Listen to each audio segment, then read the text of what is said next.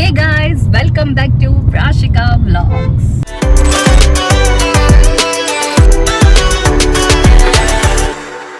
चलते हैं और 12 मिनट्स दूर है बस बेंगलुरु पैलेस। पहुंचते हैं, दिखाते हैं आपको। Hey guys, तो हम लोग बेंगलुरु पैलेस पहुंच गए हैं। तो आज मैं आपको घुमाने वाली हूँ हमारा बेंगलोर का palace. So we are here at Bengaluru palace. हम उतर गए हैं और देखते हैं अंदर एंट्री है, क्या सीन है।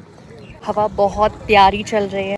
तो अब हम पैलेस में हैं, देखते हैं अंदर एंट्री है नहीं है, अगर नहीं है तो फिर बाहर घूमेंगे। बेंगलुरु के बीचों बीच एक ऐसी जगह जहां मॉडर्न सिटी का शोर खत्म होता है और शुरू होती है रॉयल कहानियों की दुनिया। Welcome to Bengaluru palace. सिर्फ एक प्लेस नहीं बल्कि इतिहास, शान और रियासत का सिंबल। इस पैलेस की कहानी शुरू होती है 1878 से, जब इसे बनवाया था चामराजेंद्र वाडियार ने, यानी मैसूर के महाराजा।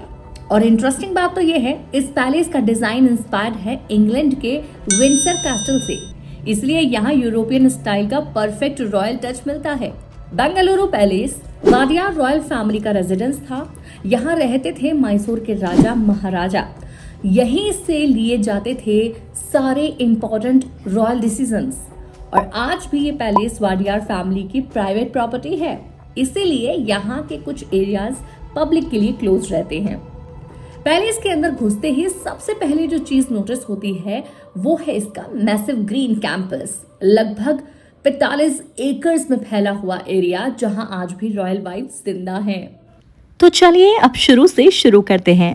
So guys, ये रहा price, you can see 300 per person inside the palace. For foreigners it's 500, for Indians it's 300. और यहाँ ये क्लियरली लिखा है। जैसे ही हम पैलेस के अंदर एंटर करते हैं, सबसे पहली चीज जो अटेंशन ग्रैब करती है ये रॉयल स्टेयरकेस। ये स्टेयरकेस सिर्फ ऊपर जाने का रास्ता नहीं है बल्कि एक रॉयल गैलरी है। इसके दोनों साइड और ऊपर की वॉल्स पर आपको दिखती हैं ये मैसूर के वाडियार फैमिली की रेयर पेंटिंग्स। इस स्टेयरकेस को क्रॉस करते ही हम लोग पहुंचते हैं लॉन्ग रॉयल कॉरिडोर में।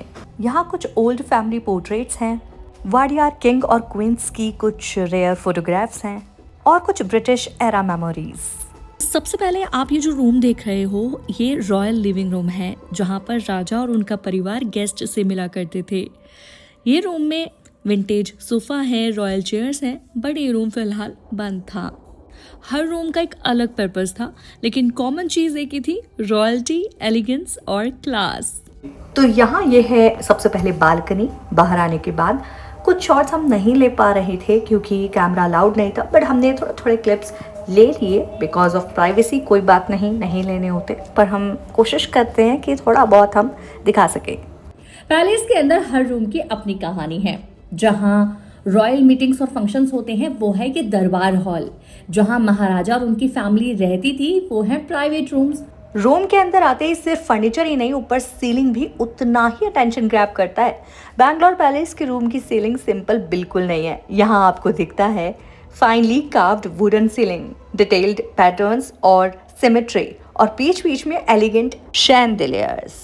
और ये तस्वीरें ये मैसूर के हिस्ट्री के साइलेंट विटनेसेस हैं। यहाँ लगी पेंटिंग्स और फोटोग्राफ्स वाडियार फैमिली के सेलिब्रेशंस, विक्ट्रीज और डेली रॉयल लाइफ को दिखाती हैं।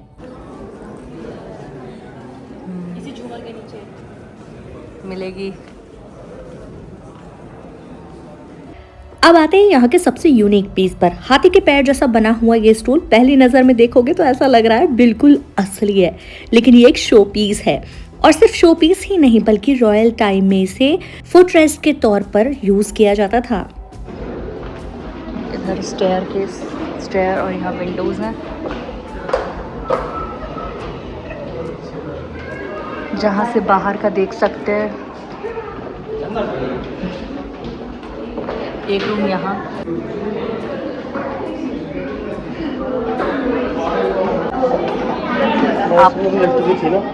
आप लोग ये देख सकते हैं कितना, मतलब ये लकड़ी की सीढ़ियाँ बनी हुई हैं। और जो हाँ वही लकड़ी की है।